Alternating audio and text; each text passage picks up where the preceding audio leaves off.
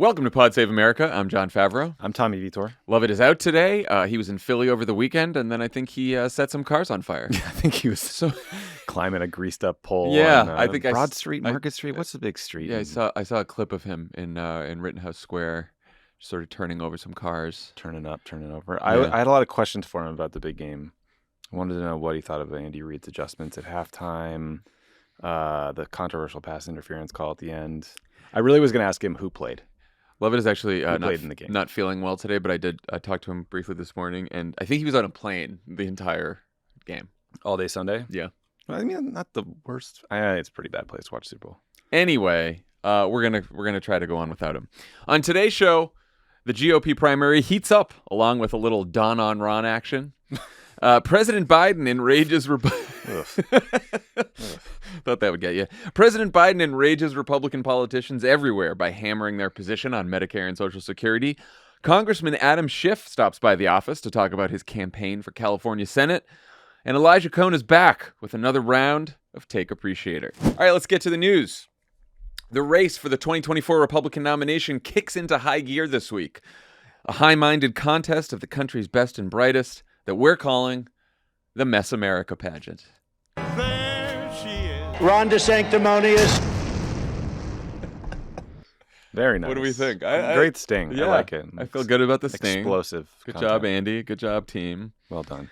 All right, so Donald Trump will get his first official opponent on Wednesday when Nikki Haley, his former UN ambassador and two-term governor of South Carolina, announces her presidential campaign at a rally in Charleston. The Wall Street Journal reports that Haley's fellow South Carolinian, Senator Tim Scott, is also taking steps to run with a home state speech on Thursday and a trip to Iowa later this month. Meanwhile, Ron DeSanctimonious, whom Trump is also now reportedly calling Meatball Ron.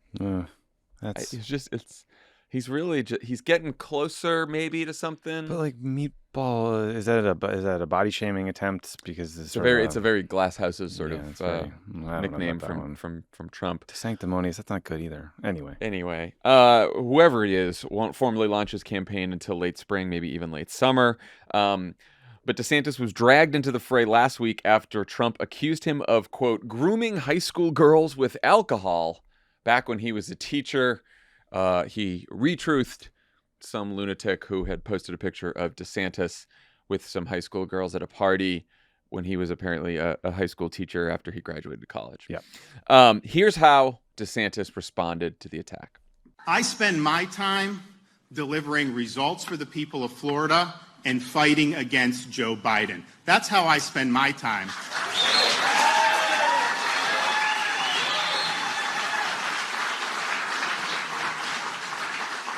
I don't spend my time trying to smear other Republicans. I don't think his voice is kind of annoying. I just realized. it's a little I don't know if that's going to wear well. I don't like it. Suddenly, it's the DeSantis balloon is popping for me just hearing the voice. Oh no, I'm sad for you. So early. Let's start here. The New York Times reported over the weekend that DeSantis is, quote, likely to stick with a measured approach to Trump in a piece that also quotes Democratic strategist Tommy Vietor. This guy. Tommy, what do you think about DeSantis' response here?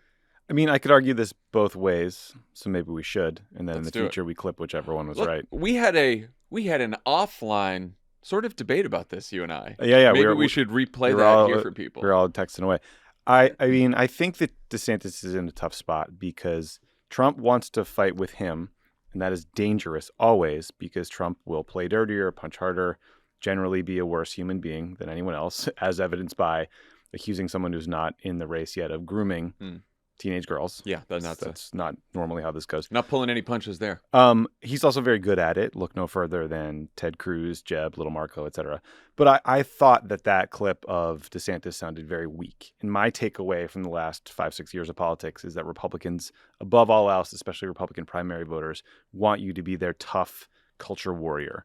And they want to own the libs. They want to kill the woke companies, be as cruel as possible to LGBT people, etc. DeSantis has put in a lot of work in that category, right? He's going after schools. He's fighting with Disney. He's going, erasing Black history from AP courses in Florida. He's like doing all the worst things he can do. And obviously attacking Trump is not owning the libs. But I think primary campaigns become sort of a proxy for showing people how you'd run in the general. And if I were DeSantis, I would want to look a little tougher, and I would want to remind voters in all these exchanges that Donald Trump lost to Joe Biden. And maybe that's how you sort of incorporate that into that response. Like when Republicans fight each other instead of Democrats, that's how we end up losing to Joe Biden, as Donald Trump knows, something like that. But, it's risky because Trump is going to fight dirty. I do think the Trump is a loser framing is probably the most effective for DeSantis. I think his central challenge is he cannot win. Ron DeSantis cannot win the Republican nomination without the support of most people who still love Donald Trump. Right. And so if you're DeSantis, you've got to figure out, like, what can I say about Donald Trump that gets those people who love Trump but are open to alternatives to vote for me? And I think that there's a couple of reasons he might look. I agree that, like, it wasn't. I think he probably could have gone a couple ticks sharper on the response. It screamed Jeb to me. Oh, well, see, I don't see. This is where I disagree. I had a lot of police clap in there. Was such a Jeb. Wah, wah. Well, I think he's not Jeb. I think he has a lot more credibility with the base than Jeb, a lot more credibility with the MAGA media universe than Jeb ever did. So I think he's not Jeb. But I just think, I don't know what I would do if I was Ron DeSantis, because I do think that he could have added something about Trump losing, whether it was an indirect reference to Trump losing or direct reference to Trump losing. I do think he could have done that. I think the other reason he may have held his fire is Trump truthed this attack on DeSantis. Trump's truths haven't been getting much attention. He doesn't get much media coverage. Yeah, well, the New York Times picked this one up. I mean, I thought this was an especially odious truth when you're accused of grooming high school girls. It's an odious truth. But notice that the Times didn't pick it up until DeSantis responded. Right. And I think that there's going to be a difference between DeSantis responding, in a pretty indirect way like he did here, and if DeSantis is on the debate stage with Trump and Trump says something like that on the debate stage, DeSantis cannot respond like this. He's going to have to respond in a much sharper way. So maybe he's sort of biding his time. Yeah, I mean, look, you fight Trump now, you fight him later. At some point, you're going to have to throw a punch at the guy that the base loves and figure out how to do it. I just think that he looked Jeb-like in that exchange. I agree he's not Jeb. He is a vicious, nasty culture warrior person, whereas Jeb tried to be something very different than that, and is a Bush and has that whole legacy. But I don't know, not a great day for Ronnie. I also think he's probably hoping that he gets a lot more Bill Mitchells. Do you hear what happened with Bill Mitchell? Bill Mitchell was so upset that Donald Trump launched this attack against DeSantis that he said he was officially off the Trump train and now backing DeSantis. We should probably be a little less online. Bill Mitchell was a super hardcore Twitter supporter, right-wing personality who endorsed Trump earlier. We all mocked Bill Mitchell because he said that the only ground game that you need was in our hearts. We thought that was funny because there was no way Hillary Clinton could lose in 2016. Dear listeners, fast forward. Please let us know. You all know who Bill Mitchell is. Come on. He has great teeth. He's you all know who Bill Mitchell sparkly is. White veneers. I do think, by the way, we sort of skipped past the actual grooming attack itself, but it's really just pure karma, by the way. That remember, yes, of course, DeSantis's current spokesperson said that anyone who is against the Don't Say Gay bill is, quote, probably a groomer, or at least you don't denounce the grooming of 4 to 8 year old children. So just what a shame. What a shame Absolutely. that it turned around and DeSantis got bitten by the same attack. Couldn't have happened to a nicer guy. I also think it was DeSantis responds to Trump calling him a groomer at an event where he's surrounded by diapers. Did you see the? I didn't catch he was that. at a diaper event, and all you can see is DeSantis, and then there's just stacks of Pampers all around him. So I don't know if that was the ideal format for it. That's a weird image. But yeah, so that's so Nate Cohn also has a piece analyzing the polling, the early polling so far, where he concludes that Ron DeSantis is not Scott Walker, the former governor of Wisconsin, who was anointed an early frontrunner in 2016 before dropping out 2 months later after his announcement due to a lack of support. What do you think of the DeSantis-Walker comparisons? We already did a little DeSantis-Jeb, but what do you think of DeSantis-Walker? I think they're unfair. I mean, they're both governors. They both go after Democrats pretty hard. They both have resting dumb face. But in terms of polling, DeSantis is way ahead of Scott Walker. He is tripling up his best ever score, quadrupling Walker's best ever polling. Walker was just a bad politician. I mean, he never seemed depth. He made a bunch of embarrassing gaffes pretty early on. That might be the case for DeSantis, but he just won pretty overwhelmingly in Florida Yeah. I mean, I think in the governor's race. even if you want to put horse race polling aside, it's like on paper, DeSantis, I think, is the toughest Republican Donald Trump has ever faced or might ever face. His resume, right? Both his like governing record, if you like that kind of stuff, if you're a right winger, and his political record, right? Scott Walker sort of eked it out in Wisconsin. DeSantis trounced in Florida, at least in his reelect. And he fought unions very hard, which is what Republicans got excited about for some reason. Right. But that was, and this of course was like the old the Mitt Romney Republican Party, where they really got off on the union busting. Yes. These people are the culture warriors, Yes. you know. He's got sky high name recognition, high approval among the base, high approval among Trump voters, a ton of fans in the MAGA media universe with all those influencers. He's got money, and I do think that DeSantis has a primary calendar advantage too. Iowa comes first. Trump lost Iowa, right? And then also there's all these stories about evangelicals being sort of turning on Trump a little bit. You can see DeSantis picking up that support.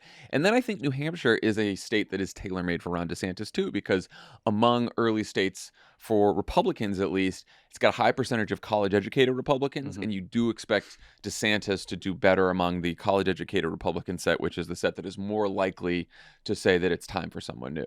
So then if he does good in those first two states, then you go to South Carolina and it's sort of a, you know. Yeah, I mean, it'll be interesting to see Crowded. if some of these institutions rally around DeSantis or just remain anti-Trump. There was a bunch of stories last week, I think, about the Koch brothers kind of signaling loud and clear that their entire network was going to be anti-Trump going forward. Now, that's all fine and good, but if they don't pick a horse and the vote gets split again, I don't think that does anyone a lot of good. Yeah. It does. I think there's been some reporting that Rupert Murdoch, and some of the Fox properties are like all in on DeSantis. A lot of Wall Street people are too. So we'll see. But yeah, I think, look, I'd love to compare DeSantis to Scott Walker and treat him like a joke, but I just don't think he is. I also think that it's really going to come down to how DeSantis or other Republicans take on Trump. And this goes back to your original loser point. In 2015, the attack against Trump from all these other candidates, when they finally got around to attacking him, was like, oh, our party can't be represented by this man. We're better than him. And, oh, he's just stooping so low. No one's going after Donald Trump like this time, except like Larry Hogan if he runs or something, or maybe Chris Sununu, you know? This is going to be, this guy's a loser. We have to win. And we can't win if we have Donald Trump again.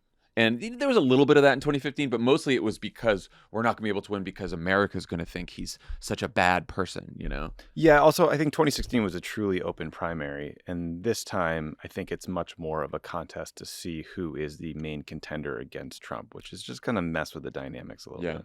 So aside from DeSantis, let's talk about the Republican contender who's going to announce this week, Nikki Haley. She released a video on Monday teasing her announcement. Here's a clip. America is the greatest force for good in human history, and we should never be ashamed to say that. For those that don't have our back, we're taking names. I wear heels. It's not for a fashion statement. It's because if I see something wrong, we're going to kick them every single time.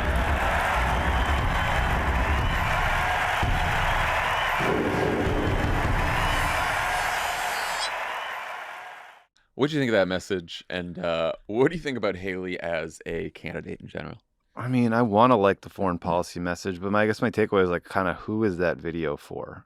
It felt very 2002 post 9/11 kind of neocon adjacent to me. And I think she has a lot of problems just structurally. Like one, it hurts my heart to say this, but I don't think a lot of people know who the U.S. ambassador to the United Nations is, what that job does, or really care about foreign policy. Second, both Haley and Mike Pompeo, they worked for Trump.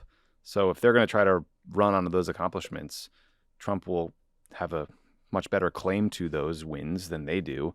Pompeo also seems to hate Nikki Haley and is going after her hard. He called her a quitter in his book. And so I think Pompeo seems to think that they're occupying the same sort of foreign policy tough person lane. And that's a challenge. And then I think lastly, like Trump has reminded us many times over that misogyny is a feature, not a bug, in the Republican Party and the Republican primary electorate more broadly. And Nikki Haley has already faced some really disgusting rumors and innuendo, starting in Michael Wolff's book. And then, it looked like Nick Fuentes, right, the little Nazi that was dining with Trump and Kanye. He says he wants to live in a world where women can't vote or work, right? So it's like real, like literal misogyny. So I think, I don't know, she's a talented politician. A lot of people see a lot of promise in her. I'm just trying to figure out kind of how you run against your former boss and do so knowing where the current base zeitgeist is. I think her biggest problem is she's one of the biggest phonies in Republican politics, and that's a pretty crowded lane. This is someone whose defining moment as governor was taking down the Confederate flag from the state capitol after the horrific shooting at the AME church in 2015. 4 years later, she's on Glenn Beck's show basically defending the Confederate flag after she took it down, basically saying that the shooter and people like that hijacked the Confederate flag for their own purposes. Mm-hmm. In reality, there's other people who view it differently. This is after she already took it down. She was like, remember when she endorsed little Marco in the primary? And she was like, we cannot have as the leader of our party someone who refuses to disavow the KKK. I will not stop until we fight a man that chooses not to disavow the KKK. That is not a part of our party. This is not who we want as president. Donald Trump is everything I taught my children not to do in kindergarten. These are things she said. And then she goes and is his UN ambassador. Then after January 6th, she says, he shouldn't run again. Then she says, if he runs, I'm not going to run. Like it. That hypocrisy, though, I think they all have that problem. I mean, not Pompeo because he didn't really run against Trump, but I think everyone who ran against Trump in 2016 has this problem. I agree with you. These are some of the most egregious examples in quotes. Well, Ron DeSantis isn't going to have that problem. That's true. That's true. He never this is why Nikki Haley, Mike Pompeo, Mike Pence, none of them, these people who are like back and forth on Trump the whole time, because even if you are a hardcore MAGA supporter out there, you're not going to like these people for the same reason that no one trusts Kevin McCarthy in MAGA world, because they think he's a fucking phony. Yeah. And Nikki Haley's just like that. It's funny that she endorsed Marco Rubio. It's tough. She is just a tough place to be. What about Tim Scott? Do you think there's a lane for Tim Scott in this primary? I mean, I feel like he has a similarly muddled message. He's a very, very conservative senator, very conservative voting record, but his message he's trying to run on is unity and optimism. He's also gotten the most coverage for taking on police reform, which I suspect is not very popular among his base, and also didn't get done. So my question is sort of like, what's the strategy? Are we doing never Trump voters? Are we running right-wing based conservative without the edges? I'm not sure what his path is. And now they have this added home state problem with him and Nikki Haley running out of South Carolina. Nikki Haley actually appointed Tim Scott to finish out Jim DeMente's term in 2012. So I think they must have been close at one point. So shared advisors. So I don't know. And again, I think Trump, DeSantis, all the CRT stuff, has proven that racism is a feature and not a bug when it comes to the Republican base. And, I wonder what that will mean for Tim Scott. So I don't know. I wonder how many of these candidates are floating their names or getting in hopes that Trump decides not to run. Yeah. I think they're looking at the field and they're thinking to themselves, okay, there's an appetite for someone who's not Trump. Ron DeSantis is taking up space now. But if DeSantis falters, maybe me, Mm-hmm. But I think, now we should say that in South Carolina, Nikki Haley and Tim Scott are the two most popular politicians. That's including with the Republican base. So you have a lot of hardcore Trump voters who love both of them. Mm-hmm. But I think nationally, they are two Republicans who Democrats think would be a tough Republican to face in a general election. And I think for the Republican Party, they're relics of what the party looked like in 2012. I think if Nikki Haley and Tim Scott ran in 2012, maybe they beat Mitt Romney and they're the Republican nominee against Barack Obama, and they're that's a really tough race, I just think that kind of Republican Party, like you said, that it's a bunch who cares about neocon foreign policy and Tim Scott's brand of up by your bootstraps, taking on poverty but with the private sector kind of thing. That's just such a relic. Well, I think where Tim Scott lost me was the message of unity and optimism, because I think the base wants to actually just punch the libs in the face all the time and own us, and I'm not sure that he can deliver on that. the constituency in the Republican Party for that is just like, I don't know, 5%, 10% to be really generous. Yeah, That's 3. Yeah, no shit. So I don't think it's now. Maybe one of them or all of these folks are hoping that maybe they don't attack Donald Trump too harshly if they run, and then they hope that maybe he's, they're his VP. Yeah, or he decides not to run, or he's indicted, or God knows what. I mean, he's an older guy. Who knows? Things can happen. Or they raise their profile ahead of 2028. Yeah, there's not a lot of them think there's no downside to running, I think. Yeah. All right. So President Biden is still the only Democrat expected to run in 2024. And he seems to be having a great time calling out Republican politicians who've proposed or voted for plans that would cut Social Security and Medicare, a criticism he's been repeating since last week's State of the Union that Republicans are furiously trying to back away from. Let's listen. I know that a lot of Republicans, their dream is to cut Social Security and Medicare. Well, let me say this. If that's your dream, I'm your nightmare. It's truly a legal Ponzi scheme. I pointed out that reality, and of course they get blasted. I kind of look at Social Security the way I would at the Department of Defense and our defense spending. We're never going to not fund defense. But at the same time, every single year, we look at how we can make it better. That's not a Republican plan. That was the Rick Scott plan. The Republican plan, as I pointed out last fall, if we were to become the majority, there were no plans to raise taxes on happy American people or to sunset Medicare or Social Security. So that was Ron Johnson, once again, calling Social Security a Ponzi scheme. This, of course, was after Biden's State of the Union. That was Mike Rounds, Senator Rounds, who was saying that we should look at Social Security every year. I'm sure that would go well in Congress. And then unmistakably, the voice of Mitch McConnell calling it the Rick Scott plan. Were you surprised how much Mitch McConnell seems to absolutely despise Rick Scott? No, not at all. I mean, Rick Scott is an incredible gift. I'm so glad he exists in this world and the Biden team is going after him. You have to remember, too, that Rick Scott was the CEO of a company that was fined $1.7 billion for Medicare fraud, one of the largest fraud settlements in the history of the country. And now this guy is like, trust me to keep Social Security and Medicare solvent through this absurd proposal. A Congress that can't even pick a Speaker of the House amongst just Republicans. We're going to reauthorize every spending bill of every 5 years. That's the worst idea I've ever heard. But the best part about Rick Scott is he is so arrogant that he refuses to back down. He takes offense at hearing things he said read back to him. He argues with TV anchors and gets it wrong. And so, no, I'm not at all surprised that Mitch McConnell hates him. McConnell, he can read a poll, and he knows that 8% of voters think it's a good idea to cut funding for Social Security, Medicare, and Medicaid. And this is a terrible fight for them to take on.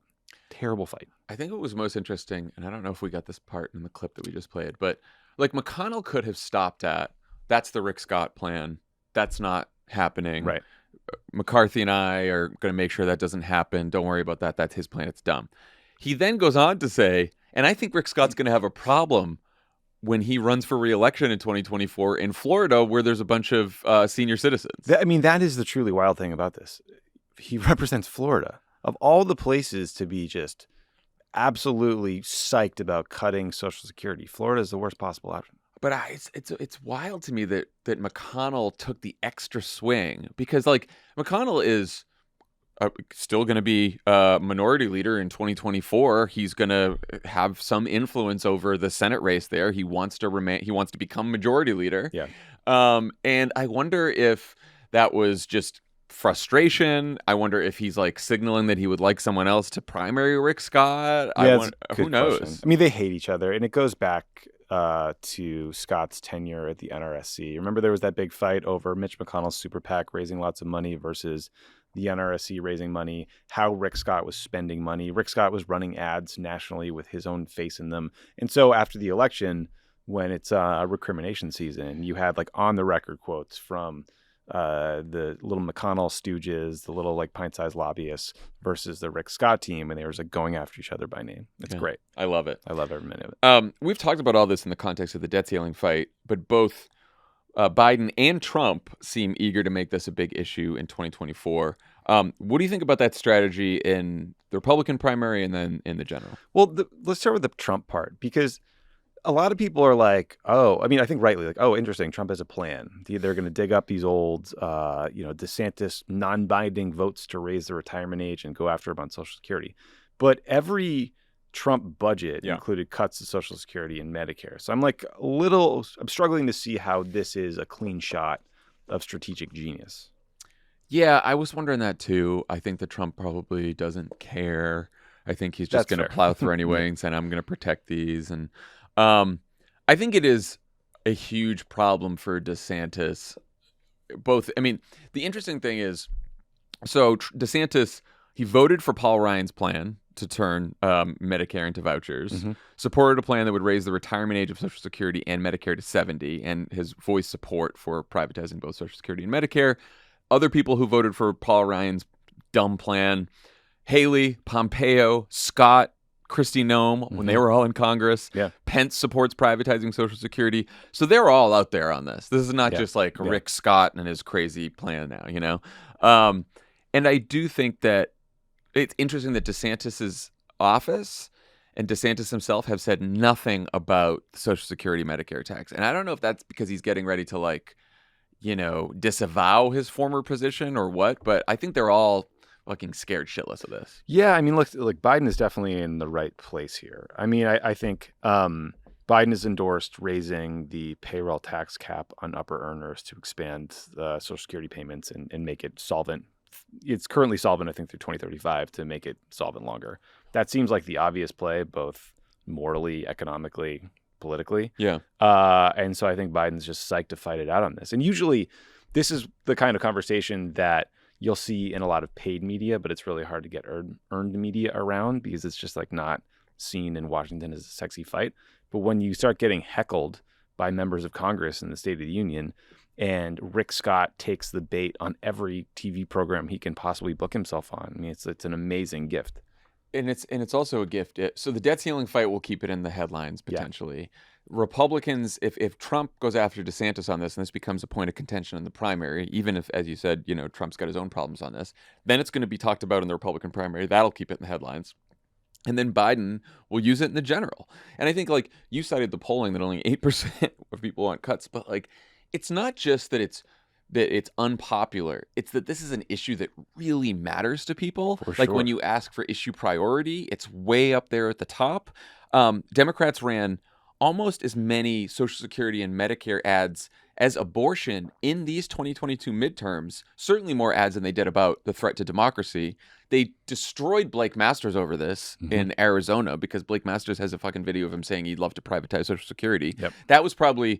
That might have been as effective as Blake Masters is an ad talking about how Blake Masters said that he thinks the Unabomber has good views. Yeah. I mean, that's how much people fucking hate the idea of privatizing Social Security and Medicare. Yeah, it's unpopular even among Republican voters. Did you see this other thing that Mike Pompeo has been trotting out, which is to make the case that you shouldn't vote for Trump because he would be term limited out after 4 years, and that you want to pick someone who can lead for 8 years? What? Yeah.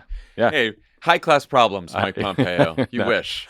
Mike Pompeo's worried about his second term? Listen, man, Mike needs any argument he can find. He's struggling. He's pointing his gun at the sky, pretending he's shooting down Chinese balloons. It is wild imagining all these former Trump officials on stage with him. Like Pence, Haley, Pompeo, don't they know that like Donald Trump's going to look at all of them and be like, oh, y'all served in my cabinet. Yeah. What was the problem there? You worked for me. That's yeah, he's going to be like, you kissed my ass. You worked for me. You did my bidding. What are you talking about, Mike Pompeo? It's wild. It's wild. All right. When we come back, Adam Schiff stops by to talk about his bid for California Senate. Today's presenting sponsor is Simply Safe Home Security. Hey, what's something you'd love to get done before President's Day? When is President's Day? I believe it's next weekend-ish. What should we get done? This feels like an opportunity. Lift the debt ceiling. That'd be good. That's a good idea. Lift the debt ceiling. Yeah. That'd be great. Can we do that? It'd be a nice thing to have been gotten done. Right. Something you should do is protect your home with Simply Safe Home Security. At Simply Safe, your safety is the only thing that matters. Here's why Jon Lovett loves it. I set up a Simply Safe system, and it comes in the mail. You put on the sensors, you put up the base station, you put up the number pad, and it works, and it's seamless, and it's excellent, and the app is great and really simple and intuitive, and it's completely reliable. It's like such a great system. Really recommend it. Simply Safe protects every inch of your home from intruders, fires, flooding, and more. It's monitored by live professional monitoring agents ready to dispatch emergency assistance to your home when you need it most. In an emergency, agents use Fast Protect technology only from Simply Safe to capture critical evidence and verify the threat is real so you can get priority police dispatch. Customize the perfect system for your home in just a few minutes at simplysafe.com/crooked. Go today and claim a free indoor security camera plus 20% off your order with interactive monitoring. That's simplysafe.com/crooked. There's no safe like Simply Safe. Pod Save America is brought to you by Tommy John. Is it weird to give underwear on Valentine's Day? Depends on who you're giving it to. Yeah. Yeah, and what kind of underwear? Grandma? Yeah. No. The answer is no here. It's weird to give A bad... neighbor you've only waved at? Stranger. It's weird to give bad underwear on Valentine's Day. Yes. Pamper your partner's posterior with Tommy John. When you and your favorite person are wearing Tommy John, you're that much more comfortable so you can do everything better. From Tommy John's incredibly soft, breathable underwear to playful Valentine's Day pajamas and limited editions, 98% of men and women love Valentine's gifts from Tommy John. I'm going to put one on my body pillow.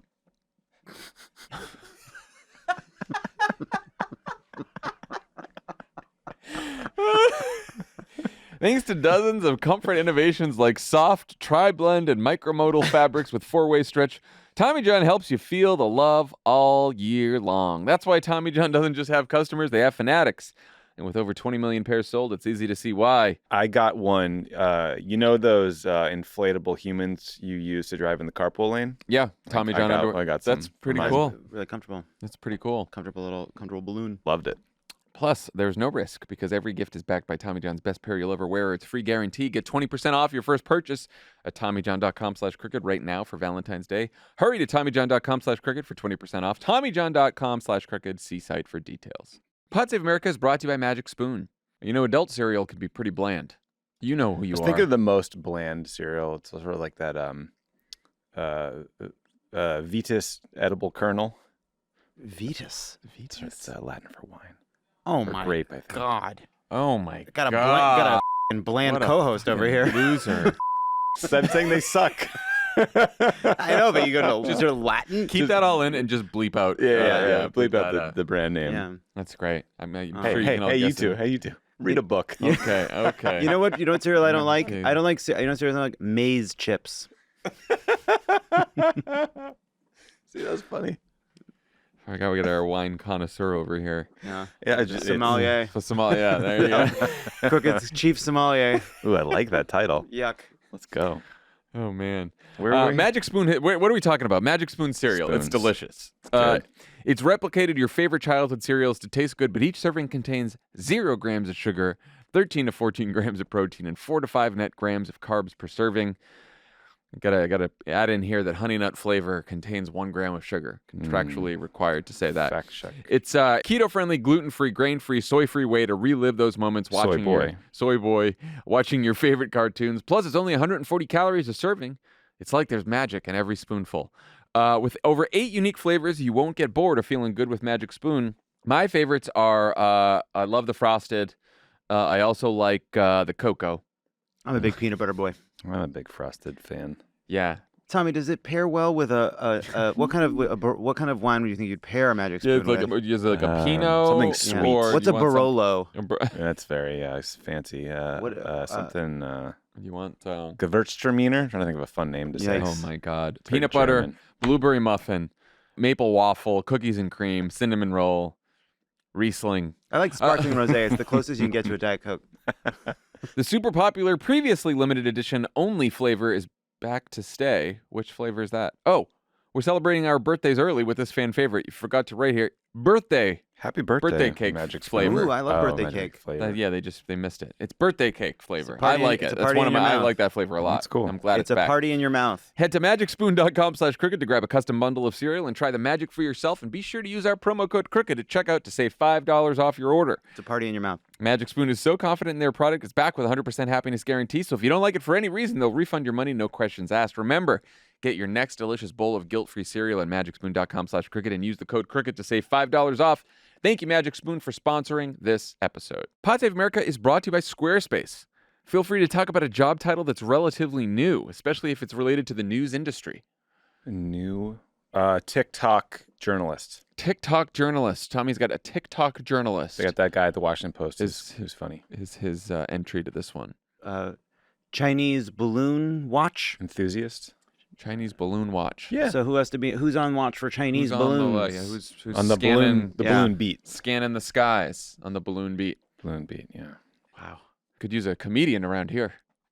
Hey, why don't you have you ever thought about eating There we go. That was a good There joke. we go. That was funny. Many of today's occupations didn't really exist a decade ago. From Etsy seller to misinformation moderator.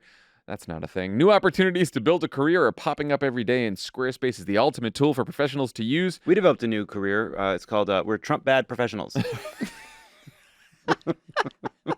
To build a site to market their brand and sell anything. Also us. Features like blogging tools allow you to share stories, photos, videos, and updates, and you can also customize galleries to display images in unique ways. All features perfect for that citizen journalist to publish their work, or TikTok journalist. Whether you sell physical or digital products, Squarespace has the tools you need to start selling online. Perfect for the guy selling promotional t-shirts to market his burgeoning Cat News podcast. Plus, all websites are optimized for mobile. Content automatically adjusts so your site looks great on any device. Head to squarespace.com/crooked for a free trial, and when you're ready to launch, use offer code CROOKED to save 10% off your first purchase of a website or domain. Joining us now is one of our favorite hometown members of Congress. He's just announced that he's running for California Senate. We are thrilled to have him here in studio. Congressman Adam Schiff, welcome back to the pod. Thank you. It's great to be with you. Also my congressman. That's right. You were originally my congressman. Then I moved, and I got right into Ted Lieu's district, and I just moved last week, just down the street. You're my congressman again. Well, Just that was a brand new that thing. was an excellent move. Although I'm hoping, frankly, to be your representative wherever you live in the state. Well, let's because you're moving around too much. I can't keep up with it. Yeah, who knows? Who knows where I'm going to go next? So you said you're running for Senate to continue the fight to preserve our democracy. You've waged that fight very effectively in the House. What made you think you could wage it even more effectively in the Senate? Well, a couple of things. First, I think that the issues around our democracy are part and parcel of the broader fight for an economy that works for everyone. I think one of the reasons we're so vulnerable right now, and not just in this country but around the world, is the way the economy has changed, where so many millions of people are, if they're in the middle class, struggling not to fall out, if they're working families, hoping, struggling, falling short of making it into the middle class. We have, almost half the people who are homeless here in Los Angeles are working full time. Those structural problems in the economy leave people ready to consider alternatives, like a demagogue who comes along and promises that he alone can fix it. So for me, these issues are really intertwined, and I think I've demonstrated a leadership capability in the House to push back against these extreme MAGA forces that want to make the problem even worse. It's made me a lot of powerful enemies, but as Roosevelt once said, sometimes you can judge a person by the enemies they make. I'd rather be known by my friends, but I'll take it in this case. And I think some of these most important fights in the next few years will take place in the Senate. Yeah, over economy, over democracy, and having been in the center of these fights in the House, I think it'd be even more effective representing, the largest, most important state in the union. That's right. You've taken on a lot of fights, introduced a lot of bills during your years in the House. What would be your top legislative priorities in the Senate? Like, top 3 bills you might introduce out of the gate. I introduced a package of our own post-Watergate reforms, something I worked on for years, called the Protecting Our Democracy Act. I view it as an adjunct to H.R. 1 and the John Lewis voting rights legislation as well. It would have a whole host of reforms that would codify things that were norms that we thought you couldn't violate in our democracy, which it turns out you can violate with impunity. Yeah. It would expedite enforcement of congressional subpoenas. It would do away with this practice of temporary Senate appointments to avoid confirmation.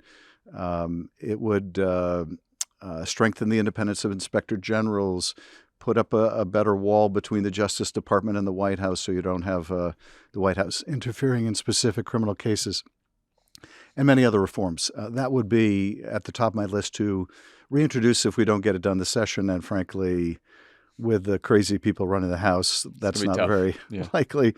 That would be a top priority. Voting rights will be a top priority for me.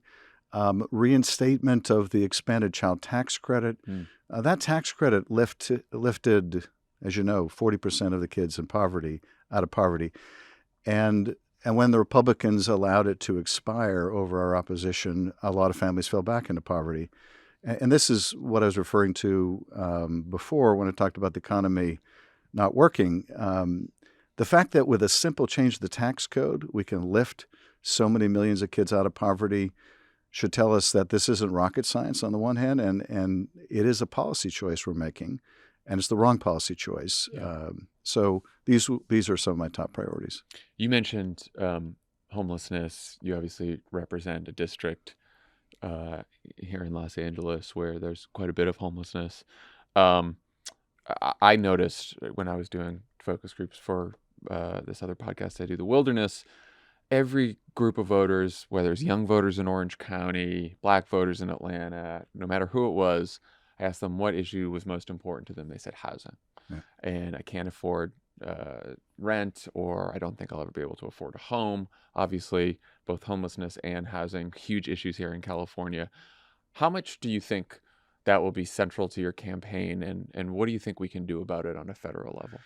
It's very central, and central in a couple of ways. Central to my campaign in that it's an acute, chronic emergency right now. So we need solutions that are going to have an immediate impact in helping people move off the streets. I just sat down with Karen Bass a couple of weeks ago to talk about what we can do to offer to be, her federal point person. I'd like to help in any way I possibly can. I've already been, and have for years, been bringing millions home to my district to support community-based solutions, as well as introduce legislation to create tax incentives to allow public housing agencies to acquire property, be able to compete with often foreign investors who will pay cash on the dollar, and they just can't compete with that. Yeah. But I would say, perhaps even more importantly, this too gets back to that structural issue I mentioned with the economy. At the end of the day, if people are working full time and still can't afford the basic necessities, it doesn't matter how much we try to do to attack the problem in and of itself, just focused on homelessness.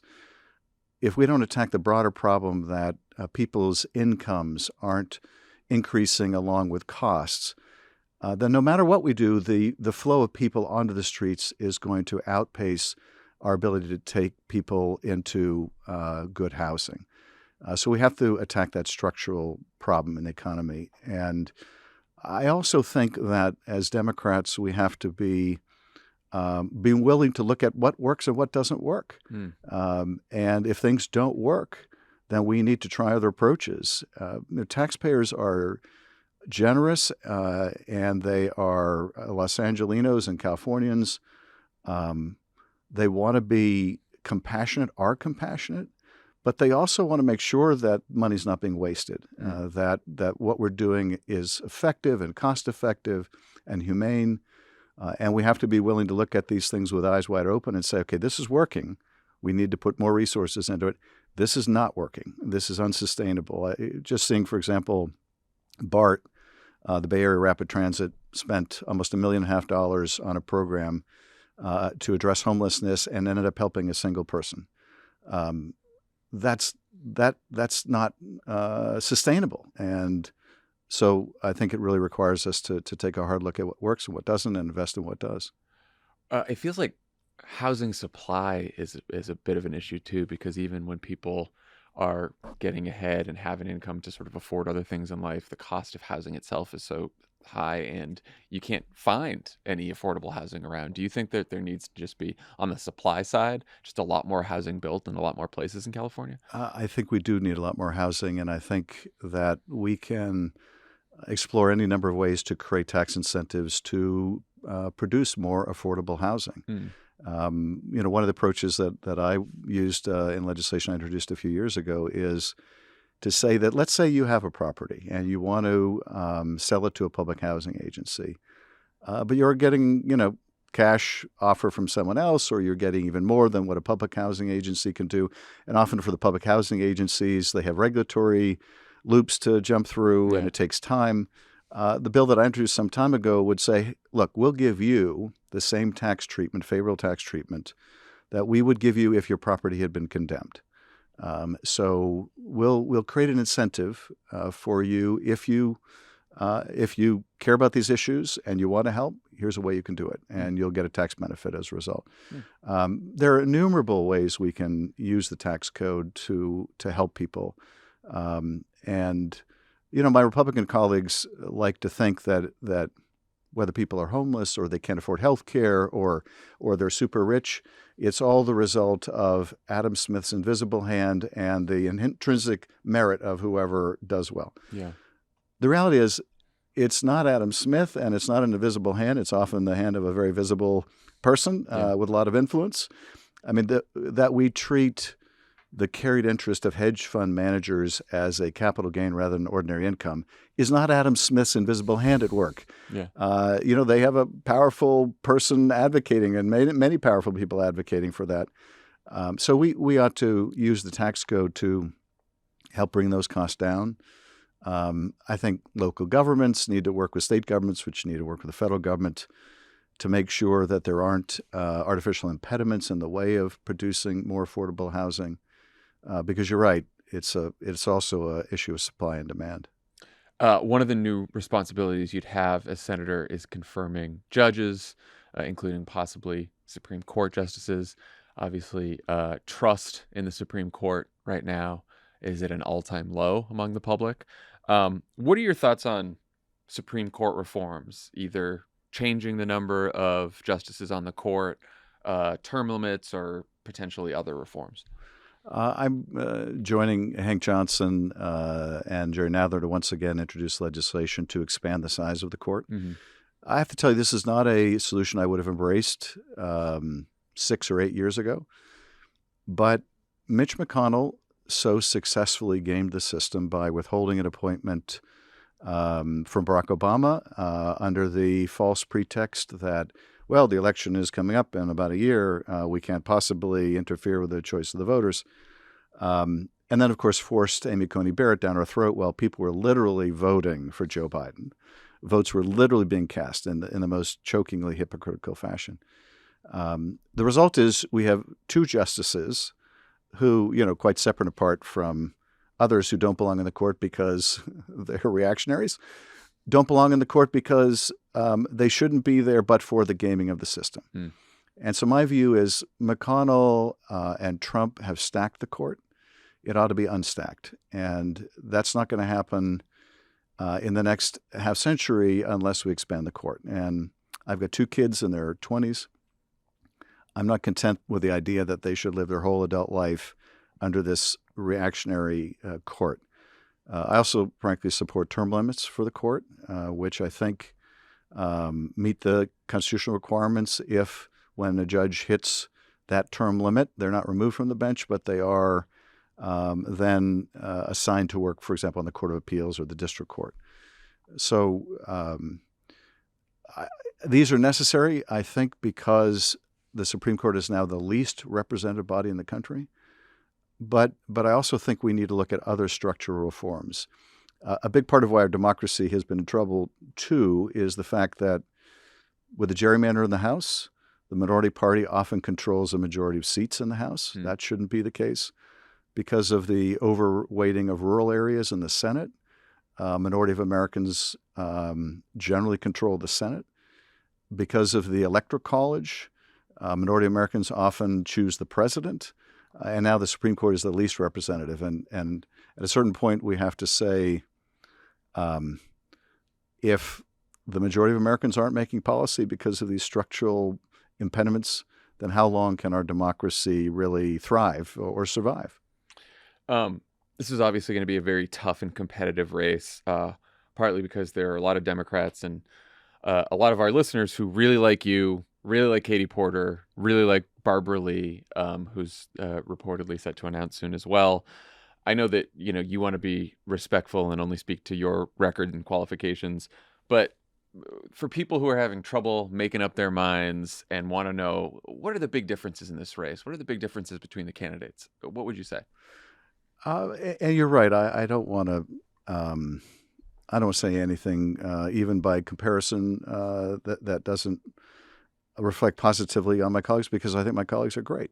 And this is a situation of rivals under the same flag. But let me just speak to my own record. Through this decade, I don't think they're in the House, apart from Speaker Pelosi, who is the champion of all champions, has been anyone more in the center of the fight to preserve our democracy, to create an economy that works for people, to protect our rights than I have. And I've been very proud to be in the center of those fights. I will acknowledge that part of why I was in the center of those fights is because of the fortuity that those fights ended up in, oddly enough, the Intelligence Committee. But I took on a very important leadership role that taught me a lot of things about our Constitution, about our colleagues, about how to use a position of influence to protect the people I represent. All of those skills I would bring to the Senate. And I also have a demonstrated ability to get things done on behalf of the people I represent. I think Speaker Pelosi's endorsement of me last week, along with the endorsements of about 20 of my California House colleagues, current and past, is not any adverse reflection on my colleagues, who I think that is the two other candidates running or about to run, but rather an acknowledgement of the fact that I get things done. We're all progressives, but I have a track record of getting things done and delivering for people, and that's part of what I'll be running on. You've said many times that... Oh, and can I say... Sure. For those who'd like to learn more, they can go to adamschiff.com. That's adamschiff.com. You've been calling yourself a progressive. You supported very progressive legislation, Green New Deal, Medicare for All. What made you decide to join the more moderate New Democrat coalition as opposed to the Congressional Progressive Caucus? I actually hoped to join the Progressive Caucus, and I had talked to Pramila. She was very encouraging of my joining last session, and I thought about the session before and wanted to. Then I got caught up in having to impeach the president, and then further caught up in having to investigate an insurrection. I now am no longer the chairman of the committee and can get more involved in caucuses, and I'm looking forward to it. I was attracted to the New Democratic Caucus also, and there are members who are in both the Progressive Caucus and the New Dems, as I would be, because they are willing to look at new solutions to things. And if problems, the existing solutions aren't working, they're open to entertaining things that are. And so I find it a useful incubator for new ideas. This is a race in very blue California. It's possible the race ends up, because of the jungle primary, a race between two Democrats in the general. So there'll be a lot of discussion about the Democratic Party and the future of the Democratic Party. And seeing that we were just talking about the Progressive Caucus and the New Democrat Coalition, what's your overall critique of where you think the Democratic Party has fallen short in recent years? Well, I want Democrats to be part of a durable majority. That is one that lasts and lasts, not one that takes the majority when we win a wave election and then hangs on for dear life as long as we possibly can. So how do we get there? And I think the answer is we're going to have to start winning in places that we have not been winning. We're going to have to start winning in a lot of rural America. We're going to have to start winning in areas in the South and in the West and Midwest. And I think at the end of the day, what that most requires is a laser-like focus on the economy and what's working and what isn't working, showing respect to people in every part of the state of California, every part of the country. It requires us to be there to make the case. Neither taking for granted anyone who's traditionally part of our base, nor assuming that people who aren't traditionally part of our base are unwilling to consider us. They're unwilling to consider us if we don't make the case. In 2016, as Trump was running in the primary and then the general, There were a lot of, more than dog whistles to racism. There were some direct appeals to racism. But there were also a lot of economic arguments that some of which resonated with people. When he talked about the forgotten people and said we had a Bush as president before, we had a Clinton as president before, and they were still struggling. Now, of course, he did nothing to help them, and so much of what he did hurt them. That tax cut for rich people and corporations just stripped the country of resources that might have been used to help people. But the economic pain people are feeling is real. And the anxiety and people seeing their quality of life in parts of the country is less than their parents, and the fears they have for their children are real. And if we want to be a durable majority, we need to be addressing those very real economic challenges. And this is one of the reasons why I thought Biden was absolutely brilliant in the State of the Union speech, because, first of all, what he and we Democrats have done in the last 2 years have been the most significant strides at dealing with those economic issues of any Congress or presidency, I think, in a generation. The Inflation Reduction Act and the Bipartisan Infrastructure Bill and the CHIPS and Science Act and so many more are going to really help people around the country. I loved it when Biden said that we're going to be doing lots of ribbon cuttings with this infrastructure bill, and I will see you there. And he looked over the Republican side of the aisle when he said it, because they will show up even though they voted against it for the ribbon they've been cuttings. doing that for a decade now. But I guess I would say in the way of criticism, sort of self-reflection about our party, that we haven't worked hard enough to win over people, a lot of working class families that we've lost that we shouldn't lose, that we need to win back. Do you think it's a policy issue? Do you think it's just purely not showing up in rural America? Do you think it's the way we talk? I think it's a combination of things. I think it's not showing up because we don't think we can compete. Mm-hmm. And in fact, when we do compete, we find we can actually win in many of these parts of the country. I think it's a sense that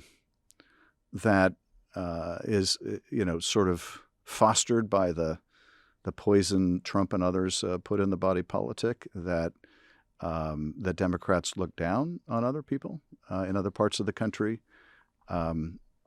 We do, and we need to show respect to people, people that agree with us or disagree with us. There are wonderful people in every state in the union, in every part of our Golden State. And so I think it's the need to be there, the need to show respect, and the need to powerfully make the case of why what we are offering can really improve the quality of people's lives. That to me is the core. Katie Porter says she's the only candidate in this race to have never taken a dime of corporate PAC money. I know you've sworn off corporate PAC money for this race. What made you sort of shift on this issue, or is it a shift? For years, I've had a leadership position in the Democratic Party. For the last 4 or 6 years, I've been either the frontline finance chair for the DCCC or the battleground finance chair, responsible for all both candidates and incumbents like Katie Porter. And so I was raising money to compete with Republicans, and I was giving it to people like Katie Porter, and they were happy to get it. Yeah. And I was happy to give it. Now I don't have to do that. I'm no longer the battleground finance chair, the frontline chair. I've given up my DCCC responsibilities because I frankly won't have time to do them as I'm running for the Senate. I will still continue to help others. And in the last several years, again, apart from the Speaker and the DCCC chair, I don't think there's anyone in the Democratic caucus who did more to elect people to the House and Senate than I did. But I don't have that responsibility. And so... Do you think the DTRIP and some of these committees should swear off corporate PAC money? That's a tough question because we're competing with Republicans that are raising it. And, I frequently hear from Democrats, I'm sure you've heard from them, maybe you've even been one of them, that we have to fight harder, we have to, be more like the Republicans. Well, I don't want to be more like the Republicans. Yeah. But I think we should move in the direction of, as a party, not relying on corporate contributions by strengthening our grassroots support. But again, as a party, we're already hamstrung because in blue states like California, we did the right thing, and we have an independent commission that eliminated the gerrymander. Yeah. In the red states, they use the gerrymander. We're already at a tremendous disadvantage because the Republicans have so many billionaire donors making dark money contributions. So I think we move in that direction, but we have to be mindful that it's one thing in a Democrat on Democratic primary, where both sides swear off corporate PAC contributions as we have. It's another when we're competing for the majority of the Congress, and that's a harder decision. What do you think's taking Merrick Garland so long? I think it's a couple things, and I've been, as you know, very openly critical of the Justice Department, how slow they've moved on the investigation of January 6th. I think first and foremost, Garland is responding to what a terrible Attorney General Bill Barr was and how badly he politicized the Justice Department. Now, Barr is trying to reinvent himself as some great defender of democracy because he finally found a line he wouldn't cross. But I should remind people, he crossed a hell of a lot of lines before he got there. Yeah, I know. It's intervening. Revisionist history here. Oh, yes. I mean, he intervened in specific criminal cases to make them go away like Mike Flynn or to reduce the sentence like Roger Stone, of people who are lying to cover up from themselves and Donald Trump in a way that we hadn't seen since Watergate. But I think Merrick Garland, having seen the department so badly politicized, wants to move the department completely away from politics, reestablish its reputation for independence. And that's laudable. But I think in an effort to avoid even the appearance of any partiality, you can, if you go too far, confer a kind of immunity on the former president and his enablers. And the Justice Department, while it moved with great swiftness to go after those who broke into the Capitol, who assaulted and beat police officers, it has moved with a snail's pace when it came to those who incited them, as well as the other multiple lines of effort to overturn the election. And so Exhibit A for me has always been Georgia. Donald Trump on the phone demanding 11,780 votes from the Secretary of State that didn't exist. Anyone else would have been long under investigation or under indictment by now. And yet the Fulton County District Attorney in Georgia has been so far ahead of the Justice Department in its investigation. That just should not be the case. So I think it's probably natural caution on Merrick Garland's part. I think it's part reestablishing the department's reputation after 4 horrible years under Sessions, Barr, Whitaker, and other jokers. Yeah. But I think the most dangerous thing is not to be perceived as being somehow partial. That is a danger. But the more dangerous thing is to give an unscrupulous former president immunity and tell future presidents that they can act with impunity. Yeah. The founders would have never countenanced such an idea. Before Kevin McCarthy kicked you off the Intel Committee because you made Trump sad, you obviously spent a couple years seeing all kinds of scary intelligence. What keeps you up at night of all the threats to our national security? What's the thing that really gets you going? Well, at the moment, I would say the potential of a nuclear use by Russia in the war in Ukraine. And I also lose sleep over the lesson that China may take from Ukraine if McCarthy and others go soft in the knees when it comes to supporting Ukraine vis-a-vis Taiwan. Probably the conflict most risky in terms of pulling the United States in would be a Chinese invasion of Taiwan. And China's watching carefully whether Russia can get away with invading its neighbor. And so there's a lot riding on the success of Ukraine. It's a test case for a fellow democracy and an ally. But it also has a lot of autocrats watching and wondering, hey, With Erdogan in Turkey, can we invade our neighbor? With Aliyev in Azerbaijan, who already has invaded his neighbor. It's a dangerous world in that respect. I continue to have grave concerns about Iran's nuclear program, and then you can't rule out North Korea acting completely irrationally. So those are some of the national security threats that keep me up. That's a fun group. but I would tell you this. What worries me even more, and this, I had at least two terrible epiphanies during the Trump years. The first seems pretty self-evident now, but at the time it was kind of a radical idea, which was that the predominant threat to our country, to our democracy, came from within. I still think that's the case. So that I'm more worried about the threat from within than I am from without. The second epiphany was that so many of the people I worked with on the Republican side of the aisle, who I respected because I believed that they believed what they were saying, turned out not to believe it at all. None of it really mattered. And it caused me to appreciate even more the Liz Cheneys and the Adam Kinzingers, although it also caused me to recognize just how few they are. Yeah. And how many more are the Kevin McCarthys, the Elise Stefanik's, people, craven enough to do anything to take power or keep power, and then the nut jobs they rely on, the Matt Gaetzes. And can I tell you actually one other thing now that I think about it, because I think you're a Lebowski fan, right?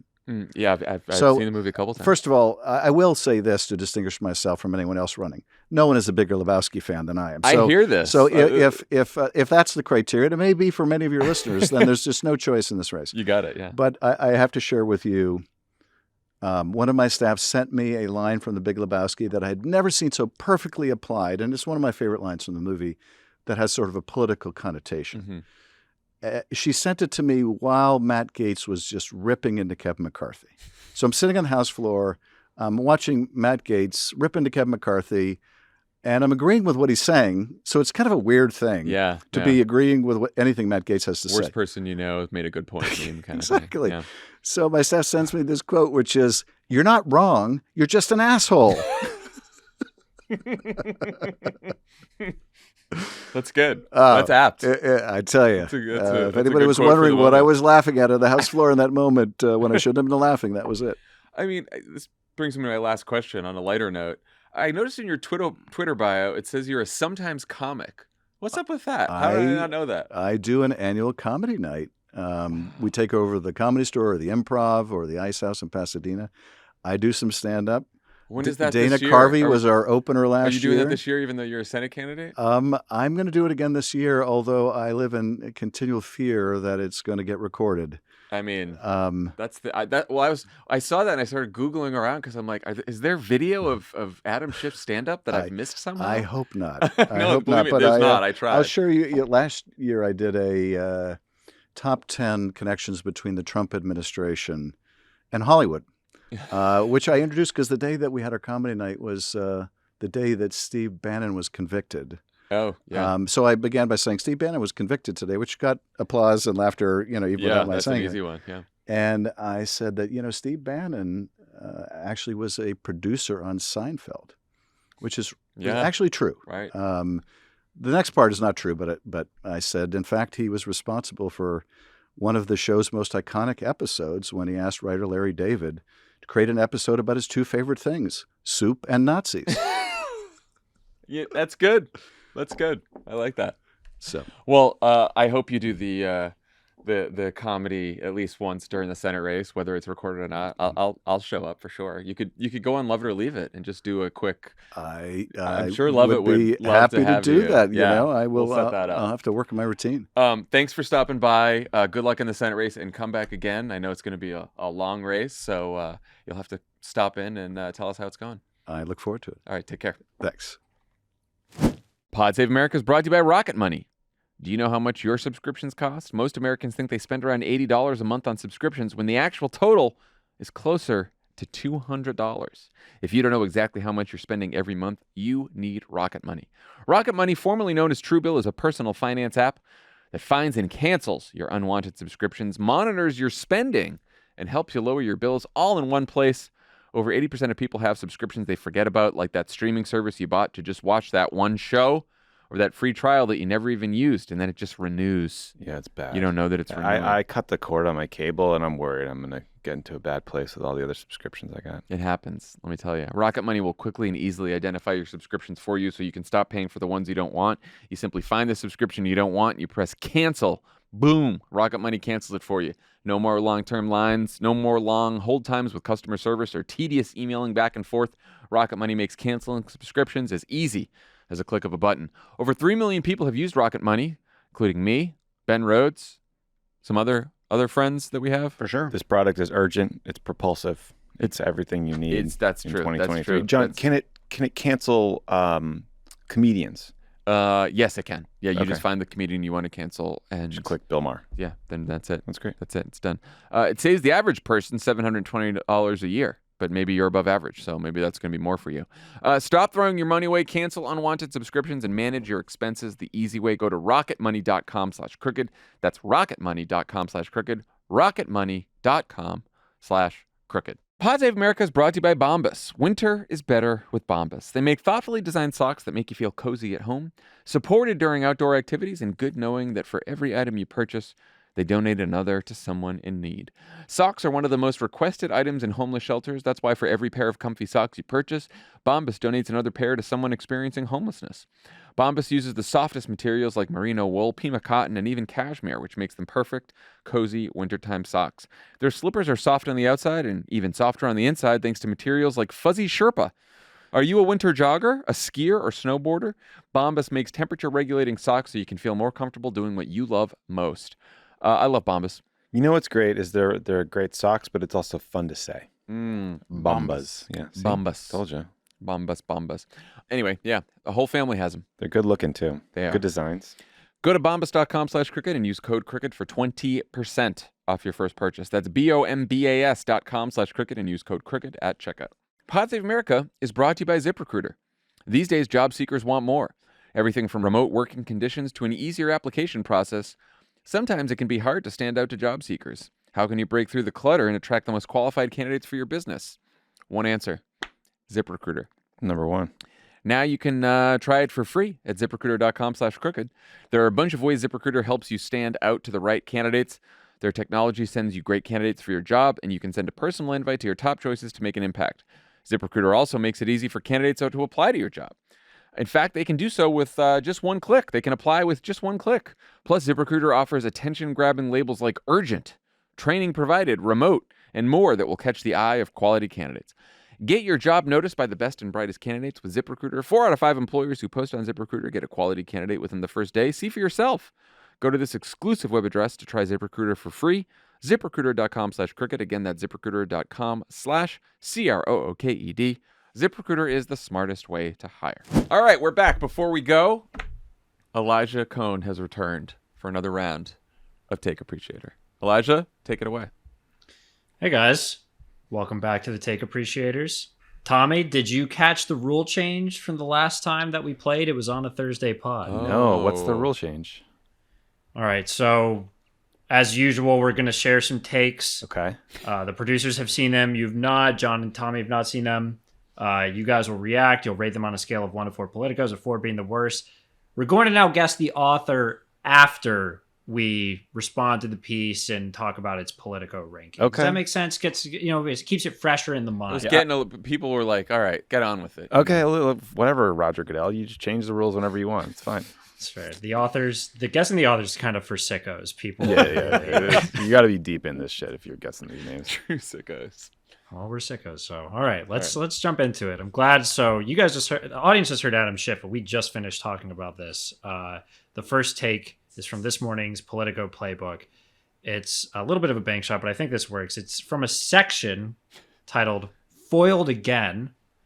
Playbook breaks down how Biden and the team have been attacking Republicans for their past remarks about repealing Social Security and Medicare. And then we get to this, and I quote, "But some Democrats say the White House needs to strike a balance between confident and cocky." And then they quote an anonymous former White House aide, quote again, the Biden administration has a lot of things going their way, and unfortunately, they have reason to be overconfident. It doesn't nullify the other side's determination to, embarrass the White House in whatever way they can. Guys, what do we think of that analysis? They're overconfident? Look, you got me, because few things trigger me more than anonymous Democratic sources unburdening themselves to a reporter about their anxiety over whatever. Like, the idea that there's a voter out there who would be like, I'm with Joe Biden on this Medicare Social Security fight, but you know what? He's been a little cocky about it. Measuring the drapes. Now he might want to privatize.